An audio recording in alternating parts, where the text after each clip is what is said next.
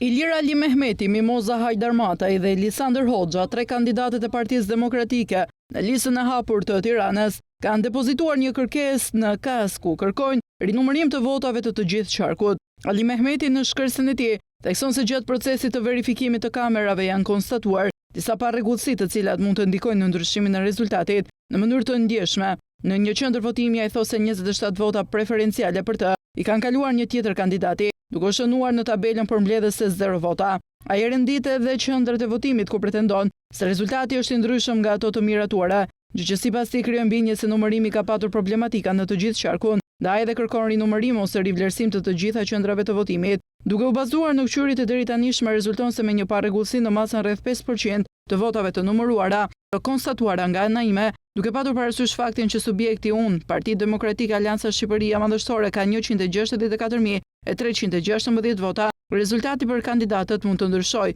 në kushte që diferenca midis meje dhe kandidatit të renditur përpara në listë është e ngushtë ose rreth 1.2% e numërimit total të gjithë votave të subjektit. Vetëm në qendrën 1834 fraksion 00 rezultojnë se 27 vota preferenciale për Ilir Ali Mehmetin janë kaluar një tjetër kandidati duke u shënuar në tabelën përmbledhëse 0 vota, thuhet në shkresën Ali Mehmetit. Edhe Mimoza Hajdarmataj në kërkesën e saj thosë se rezulton se ka patur parregullsi në masën mbi 1000 vota në të paktën 6 KZZ, teksa liston qendrat e votimit ku sipas saj rezultati është i ndryshëm nga ato të miratuara. Thosë se qendrat e votimit të mësipër, por edhe shumë të tjera, krijojnë bindjen se numërimi ka patur problematika në të gjithë qarkun e Tiranës, duke krijuar shkak për rinumërim dhe vlerësim të gjitha qendrave të votimit. Lisander Hoxha pretendon gjithashtu se nga videot e marra jo të plota nga KQZ procesit të numërimit të votave të zgjedhësve, ka konstatuar se disa vota preferenciale të tija janë regjistruar në emër të një kandidati tjetër. Sipas informacioneve, ky fenomen ka ndodhur edhe në KZZ të tjera,